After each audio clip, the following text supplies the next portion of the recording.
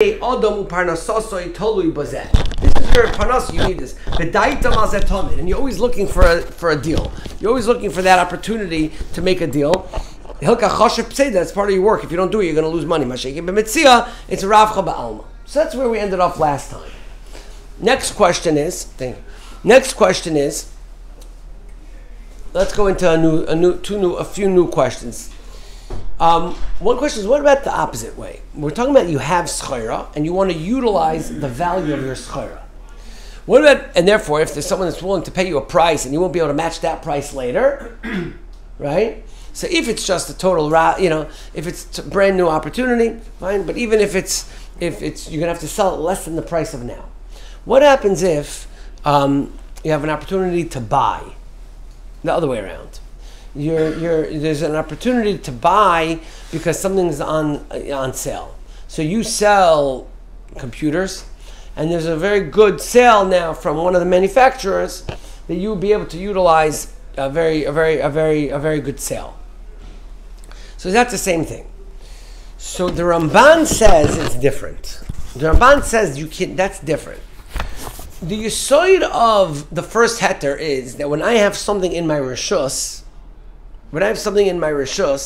so now I'm allowed to utilize the value of that reshus because that's what it is. It's pragmatia. What it's here for is to sell it. That's my value that I have in it. Is that I have the value I have in it is to sell it. So therefore, if I don't maximize that value, I'm losing. Because that's my whole value in it. But says the Ramban, the other way around is not like that. You have money. You wanna buy to make money. So don't buy. It. Well, you don't have a chuv to buy it, and therefore. What would be different than a mitzvah? Like what would be the halamina? Mitzvah was awesome. Okay, that's his point. This is so that's what he said. So that's Mamash's lashon. His lashon is that you see from there near shaloi hutor b'moyed ella hefsid davar shebershusay. And therefore, schayra I have in my reshus. Aval hanachas revach b'davar shaloi baler shusay. Aser. That's the Ramban. Mamili, he says a chiluk between buying and selling. Okay, selling is mutter, buying is aser. Now, the knock we were getting by the fish is it was a mitzvah. I'm not in that market. I'm not in that market. Right. Here, I'm in this. This is my business. So what I think is right, exactly. So the other way to say it is not like that. Lemaisa, we paskin not like this Ramban. Because the lashon of the Shulchan Aruch is Im davar she'einu matzui tamid la'achar hamoed ki goin tzfinos o shiar shabo o shem mevakshim latis umachru bezoil o lakchu beyoiker mutar liknois v'limkar. So Shulchan Aruch paskin is not like the Ramban that you're allowed to buy or sell from a unique opportunity from these people. So the question is, what's the pshat in the Cholkim on the Ramban? The Ramban seems to have a good svara that a davar of it is being maniach that revach you have in your reshus already. So when you bought schayra for $10 and the price of it based in your store is $20, so now your karen is $20, let's say, because to maniach that is you're not mechuyev to maniach the price because that's your whole value in the shoe. I assume the pshat in the Ramban is you have money. It's fine, so you have money. So it's just a question of more revach. So l'chayra, the pshat in the Ramban is that when you're in a business setting, the value of your money is only how much money you can make off the money. It's the same thing. Is that the money that I have is worth the money that I can make from it. And memela, that's why the most expensive commodity is cash, right? Remaisa, at the end of the day. Unless you pay more for cash than you pay for anything else. Because the cash is for a business person, the cash is the ability to make more money. So the Ramban says not like that. Because the Ramban says, if there's a unique opportunity to buy something at a cheap price for your personal needs, you're allowed. Because if you don't buy it now, then after Yom Tif, you're going to have to buy it for more. Then there's the davar of it on a personal level. So that everyone agrees is mutter. So in other words, if you're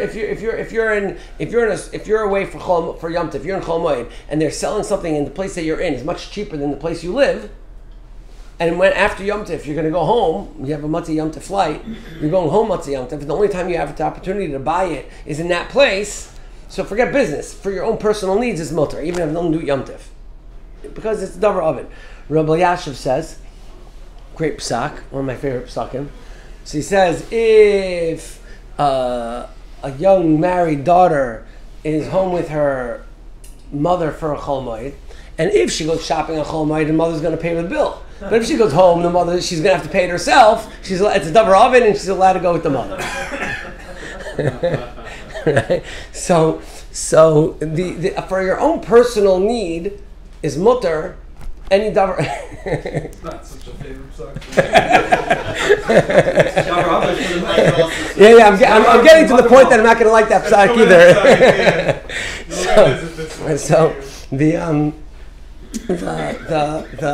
you see, he holds it's a davar. So for personal needs, that's for sure called davar ovid because you need the item, and the question is just how much you're going to pay for it. But in a business setting, so Dr. Ramban, that's not like that. So what do the Cholkim and the Ramban, which is halachal ma'aseh, what do they hold? They hold not like that. They hold that's very nice. When you're in a personal setting, the purpose of your money is to live.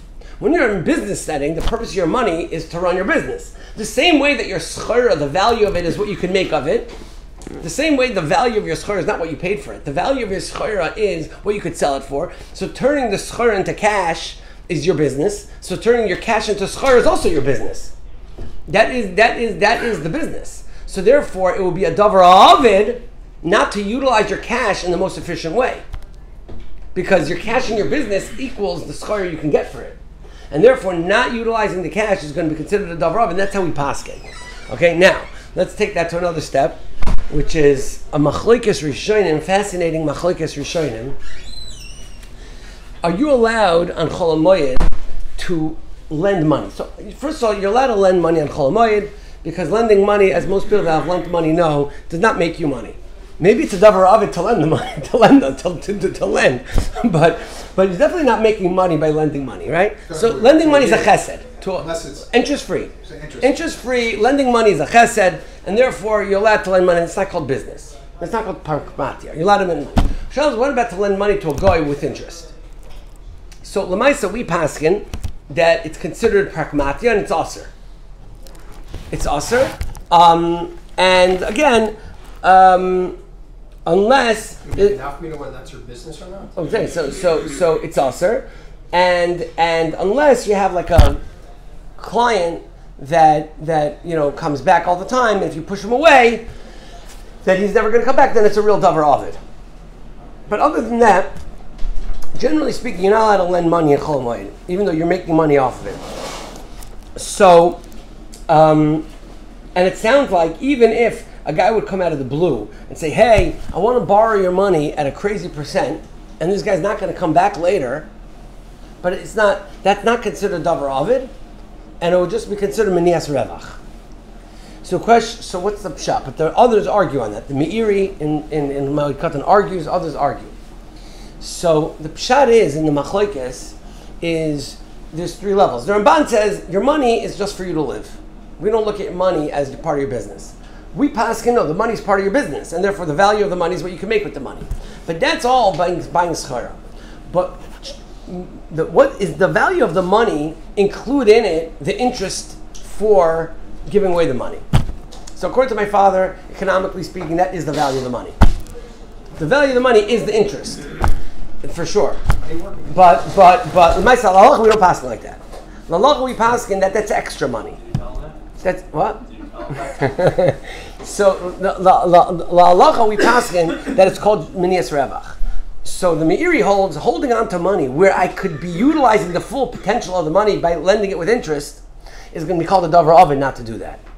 And la halacha, I think we pass not like that. And I think that the pshat is that we look at interest because the Torah asks interest. So we look at interest as extra money. And therefore, since we look at interest as extra money, therefore, even though it's mutter to a good, but it's nice, it's extra money. It's revach that you can make off your money. It's not included in the value of the money. And therefore, holding on to it, even at 0% right now, it's just sitting idle in my bank, is not going to be considered a davar ovid. What if it's not even if it's a unique opportunity. So what about, so how's it come out now? The same way that's davar pashut. No, deposit money in the bank. Okay, so I'm saying the same way it's a davar pashut. The same way it's a davar pashut. Let me just bring it out better. The same way it's a davar pashut. A guy comes, you're not a stockbroker or anything like that. You're a simple guy. A guy comes to you and says, give me money, I'll put it into the stock market just for a week, I'll bring it back to you at 35%. unbelievable, unbelievable, whatever. Run for your life. Right. So, right. Lemaisa, that's Davar Pasha that you're not allowed to do that on Hamoed because it's a very nice. It's a very nice thing, but that's not your business, and therefore it's like a mitzvah, and therefore it's also it's not included in the value of the money. So huadin, borrowing with interest is the same thing, because we don't look at the money sitting idle as davar of it of the money. Okay. Even though the money is constantly losing its value. That's what I'm saying. The other way to look at it, which is the Meiri's pshat, is that the value of the money is the interest you can make off it. That is the interest rate defines the value or the depreciation of the money sitting idle. We don't look at it. I think that's the machlokes Hashem. It's interesting machlokes. So what I'm saying is that there's three levels. The Ramban holds that the money really is not translated into value at all. It's just what you can live off of, and therefore, we don't give you a right to maximize, to even purchase things at for your business. But we paskin, you could purchase things for your business if you're not going to be able to purchase them later.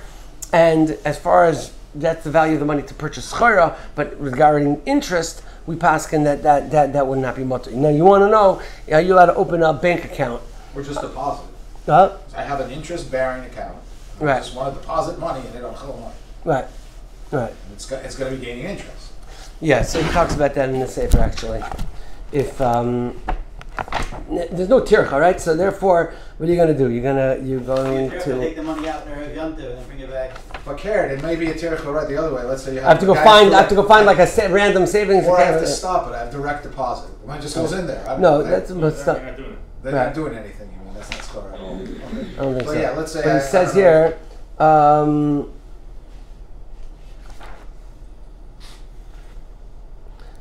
I'm not exactly sure what this means. L'chein aser lizgor kesef betochnit chischun bebank. He's calling that closing a new account, but to deposit money, I don't think is to buy bonds and stuff like that. He's saying is aser, but yeah, that's what we're saying. That's pasha. That's business. But to deposit your money, I don't think is a real business deal. Myself, I don't think we look at it. See, I don't think we look b'chlal. This is a big question: right. Is money put in a bank a halva really, or we look at it like a pikadon? So actually, in the Bezdin, I was speaking to a big dayan, and he said, everyone thinks it's a deposit, but it's really a loan. And Mameli had a huge nafkamina la'alacha from this, because it's a little off topic. It's a fascinating shaila. So with the halacha is that if someone dies and there's hilchas Yerusha, right? So if a person didn't do a will and they just want to follow the hilchas Yerusha of the Torah, okay? They want to follow the hilchas Yerusha of the Torah. So the hilchas Yerusha is that the bechor gets pishnayim. The bechor gets the portion of equal to two brothers. But he only gets pishnayim of that which was muchzak by the father, but not that which is roi. He doesn't get roi. He doesn't get things which is coming to the father later. It's only things which the father was muchzak in.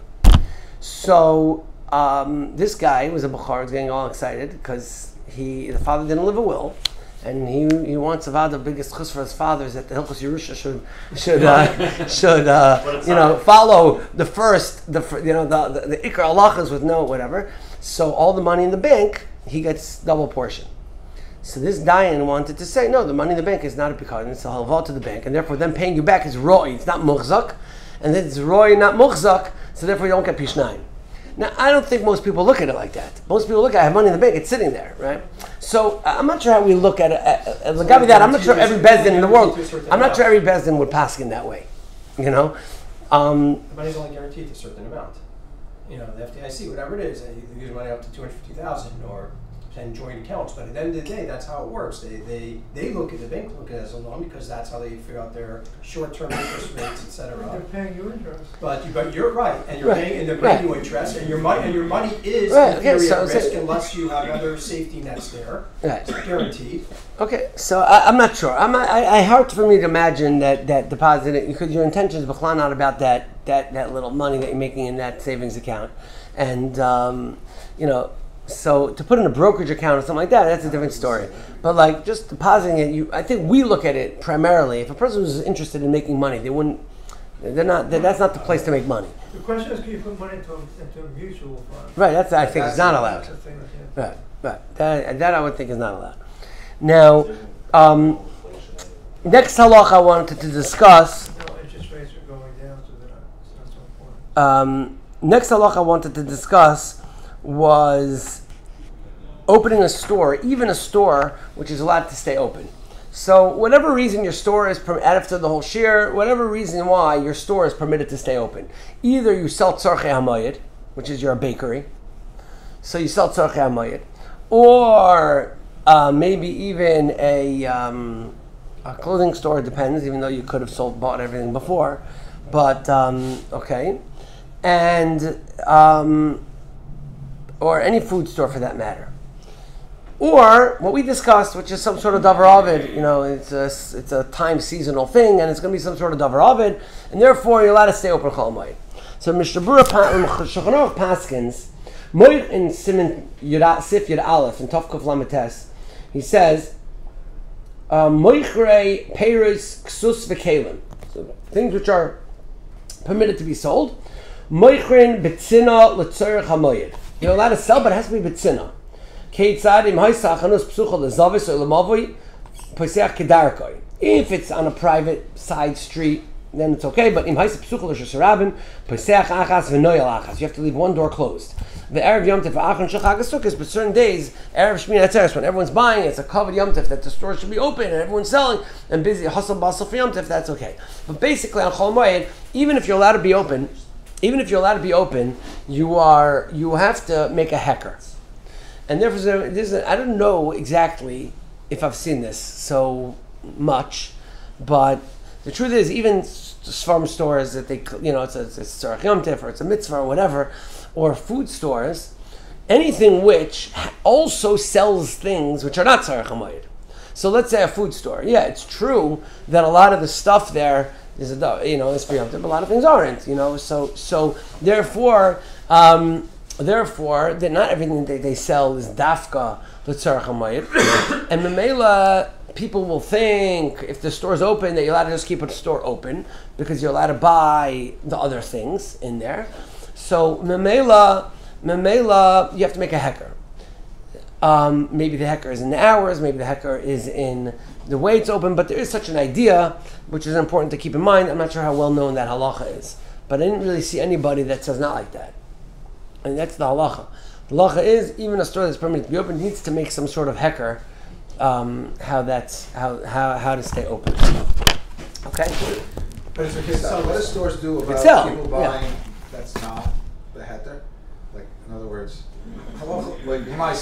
people come into the store even with the hecker. Most people. Because then he's doing schara. Guy walks in.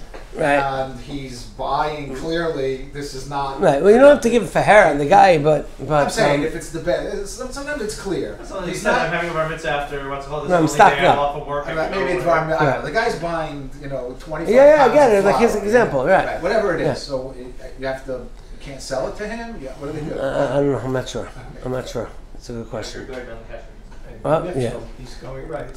It's a fruit, like we see, like amazing savings. But I think that's the point. The point is if it's pretty clear that like I'm open for because I think that there's a way to send that message. There's such a thing like that. Right. Like, so you sent the message, but the bottom line is the guy standing at you. I don't know. I hear it, but that's the purpose. To avoid that situation is the purpose of this halacha. Now I don't know if it's working or not. But you don't have to block those items. Will you sell things that are not nogea for you? No, I don't think you're mechayiv because you don't. I don't think so. That doesn't say that. What it says is this. Right. Here, I'll read you the lashon. The elu dvarim hamiskaimim la'achar moed. There's some things that are miskaim afterwards. Ve'ein nikar shul l'tzarech hamoed. Ve'asu l'nechajdei shaloikchen l'tzarech oil l'chein boi tzina. Okay, I don't know. I'm not sure. Now, I want to just share with you an unbelievable halacha to show you how serious this is. This is unbelievable. This chiddush is davar nifla. So, Zakt the Shulchan Aruch, it's a Ramah, mutter liknois. You're allowed to go to the store to buy letzorach Yom Tov Sheni shel Yom Tov Achron. You're allowed to buy food on Chol Moed for Yom Tov Sheni. So let's say you give out candy on Simchas Torah, but you have no purpose in that candy on Shmini Atzeres. It's clearly only for Simchas Torah. So are you allowed to buy that candy on Chol Moed? You should buy it maybe on Erev Yom Tov. You go into the store, you buy a truckload of candy, right? Why are you buying a truckload of candy? Only for Chol Moed, only for Yom Tov Sheni. Zok Amah, hold on. Chol Moed is deraisa. Yom Tov Sheni is derabanan. So maybe it should be usher to buy on Chol Moed for Yom Tov Sheni. That means there's a havamin over here. The Chol Moed is more chomer than Yom Tov Sheni. It's an unbelievable chiddush. So you need a whole.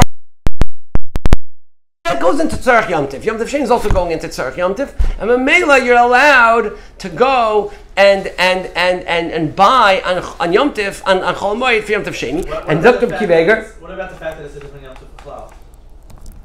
So Right, that's also a good question. but the mere fact that you could do that shows that because I can't buy it on Shmini Atzeres. I can't wake up. Forget it. Let's say we're in Israel. I can't wake up Simchas Torah Shmini Atzeres morning and say, let me go to the store and buy it, because that's usher. So I'm allowed to buy on Chol Moed because I'm going to need it for that's sort of Yom Tov. You ask a good Lamdish Shaila. Saying Bishlam Masuk Pesach, so now I can buy for the second days of Yom Tov. You ask him, forget Yom Tov Sheni. Why am I allowed to buy a Chol Moed for Shmini Atzeres itself? Because it's a different Yom Tov.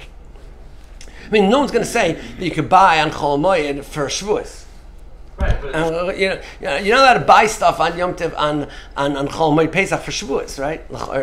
You're not going under the category of Tzarech Yom Tov. I hear it's a good valid question. You could do that might answer up this shadow, because it's not a matter of that it's Yom Tov midaraisa. It's irrelevant. The fact is I can't buy it. I need it for Simchas Yom Tov, but I can't buy it otherwise.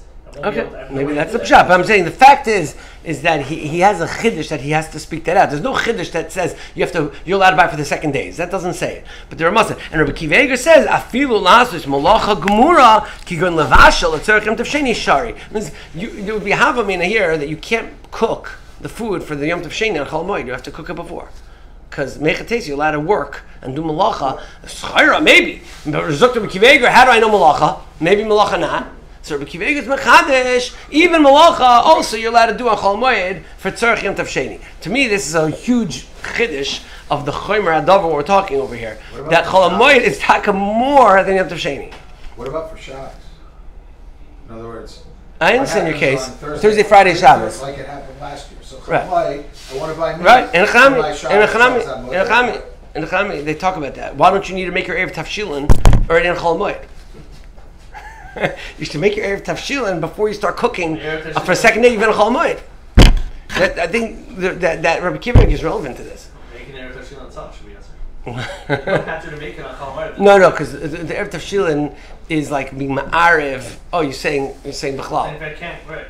Same issue. I should have to make it before. But you're not allowed to lemais your case. If a person's making a simcha on a bar mitzvah, shower brachas, whatever afterwards, it's taka mashma here. You would not be allowed to cook on Chol Moed for that. Right? If you're making a shavar brachas sometimes else, and you want to cook, probably ribu b'shur and mizmuta, so you want to make your whatever, your kugels and. Unless it depends what it is. Unless it's considered like for a bar mitzvah. I don't know if that's bar mitzvah is not brought down over here. It's a, okay, so that I thought was a nice chiddush. Now, a few people were asking, what is the halacha of services? Nothing to do with malacha, but we always talk about you go Chol Moed, fine. So till now we're talking about either malacha or schayra. But there's a lot of work today that's not malacha and it's not schayra. So I work as a secretary. So I sit at a desk, answer phones, emails, whatever. So it's not real malacha, it's zikr not tircha. And I'm probably doing the same thing at home also. What is she going to do if she doesn't go to work? Also be on the phone and write emails. So it's the same thing, right? So Lamaisa, what about services? Is services included in this whole thing? Is there such a thing? I'm not going to work. What do you do at work? Nothing. I don't do anything that's really... But she's getting paid. What? But she's getting paid. Oh, you're getting paid for that. Okay, so Lamaisa, like I said before, you're not allowed to rent on Chol Hamoed either. You're not allowed to do schiras. So that would mean, by the way, that if you have I don't know what the halacha is. I mean, I can imagine what the halacha is, but is if you have a vacation rental and you have people, and you rent it out for the first days of Yom Tov, the second days of Yom Tov, are you allowed to make a separate rental just for Chol Hamoed? Now, if you're Chol Hamoed, so you would be able to. If you're saying it's for a guy. Well, it's for a Jew. Well, it's from neighborhood and from people, right? But let's say it's still my Airbnb somewhere. They have an investment property. So if you did it beforehand, so l'chara, it's all, I don't know when it's closed exactly. When you get the money in your account, is it closed before? If it closed before, whatever. But bottom line is, theoretically speaking, you're not allowed to do schiras on Chol Hamoed either. I don't know exactly how that applies in today's, but if you have an old-fashioned thing, I'm a man, I have a property, you call me up on the phone, on Chol Hamoed, I want to rent your property, you say, bring me a check, like the regular old-fashioned way of renting would be usher. Now, if you did an Airbnb and you reserved it before, and then you close it. You can't. Your card is charged before Chol Hamoed, before Yom Tov, and that's it. The last day to cancel would be before Chol Hamoed.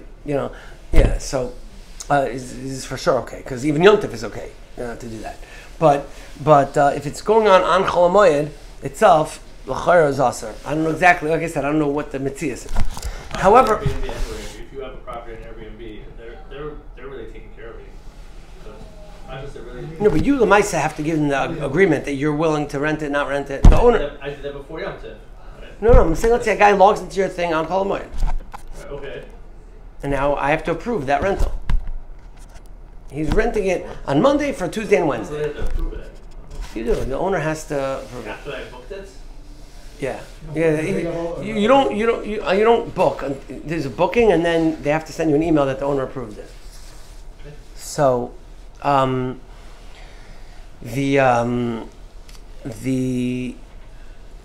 know that because I guess I had an apartment just now in the summer. I guess when the guy saw him coming with 7 kids, all of a sudden I go, no, it's not approved. so he canceled it. But anyway, so what about that's schiras of karka or schiras of what about schiras poilim? So I didn't see a clear makar that you're not allowed to get paid on Chol Hamoed in Hilchos Prakmatia and Hilchos Schira. But there is a halacha somewhere else, and Siman Tov Kuf Mem Beis, which says like this: Afilu melachos hamutaros, even something which is mutter to do, einam mutaros la'asoisen ela la'atzmai or la'acherim bechinam. You're allowed to do it for free. Avol b'schar aser. You're not allowed to get paid on Chol Hamoed for work. If you have a fringe benefit, it's okay. Why is this aser? And we're talking about Zakt Mishabur Tzarech Hamoed or Davar Ovid. It's mutter to do the actual malacha. We now get paid for it. Aval b'schar also the kabbalas schar b'moed is keuvdin dechol dami.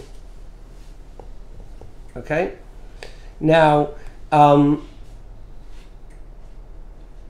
What happens is this Isra on the Baal Bayis, is this Isra on the worker? It's an Isra on both. However, that's only if, see what's the case? The case is that I have a Tzarech Hamoed that I need. I have a Tzarech Hamoed. Now, the only way that I could, if I can do it myself, I should do it myself. If I can get a friend to do it, then he should do it for me for free, really. Right? I call someone up and he says, usually I charge for this, but I can't charge for this. Because the Tzarech Hamoed is for the Malacha, but there's no Tzarech Hamoed for me to get paid for this. So therefore, really he shouldn't do it to get paid. He has his own Tzarech Hamoed. He needs the money to put food on his table. If he needs money to put on the table, it's a different hatter, right? Right. But he doesn't. So, it's a little interesting. So it means the guy's mechuyev, he doesn't have to help me. But the Maisa, so Zog the Mishnah Berurah, Yesh ben HaPotzim Mishasayim them, Ef Shalul Baal Bayis La'asas HaMalacha Ela Be'elu. These are the only people willing to do it. V'hein Aratzim El Daf B'Schar, and they're only going to be able to do it if they get paid, then mutter. Because the Baal Bayis has a Tzarech Hamoed for it, so the heter of the Baal Bayis is Tzarech Hamoed, is matter the Malacha, it's also matter the hiring the workers. It does not matter the worker though. So the worker needs his own heter. means it's not so pashut that a worker, even if the Baal Bais has a tzarech hamoed, is mutter necessarily. So then it's better to. So if you have a plumber, I don't know, you have a plumber with tzarech hamoed, right? So it would seem like from here it's better to get a guy, yeah. But then why is it always Unless the plumber ain't lam yochal, that's a separate heter. Ain't lam yochal. Why is it It is much. I'm allowed to go shopping by him. He's allowed to sell it to me. It's a two-way heter. Why are we here? Ain't lam yochal is because I'm also. That's a malacha muteris. That's different. Ain't lam yochal, the guy needs it for his parnasa. So a stam guy needs it for his parnasa. That's fine. That's muter. But so at the end of the day, is it better to hire a guy in this case? You have a tzarech hamoed. You should do it yourself. If you can't do it yourself, you're allowed to ask a friend. If you can't get a friend, you're allowed to pay someone because your tzarech hamoed is matter you to pay someone. But that does not necessarily mean that it's matter him to do it. So now he has to have a tzarech hamoed for his work, which if he needs the money, he would have. But my point is that stamazoi, doing work which is not malacha, but you're being paid for it is aser. So that means stamazoi going to work would need a heter of Davar Ovid, would need this whole conversation that we're talking about, even if you're not particularly doing malacha and you're not doing schayra. What? Even if you're just a greeter at Walmart. Right.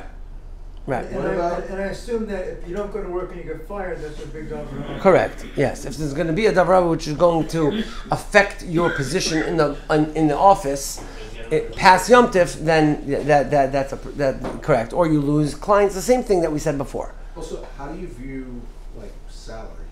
In other words, I'm not getting paid. I mean, I am, but I'm not. I don't get paid per hour.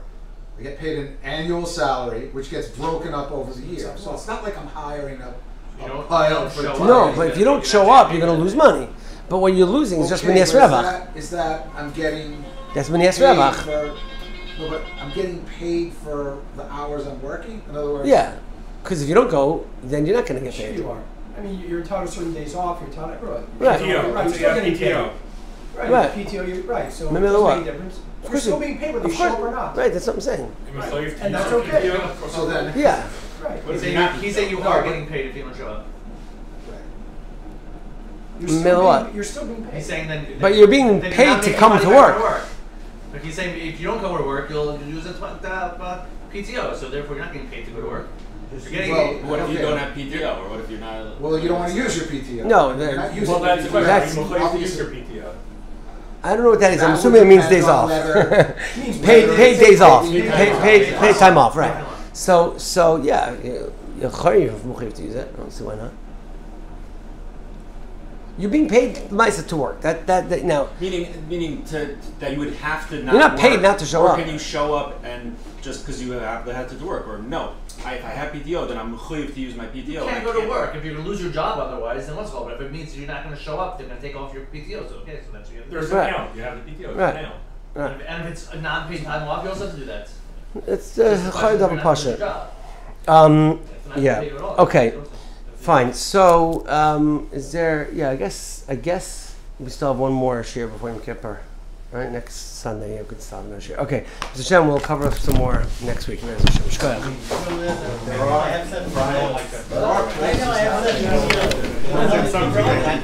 That's the latest. Just take whatever you want. Right. So they're really just paying.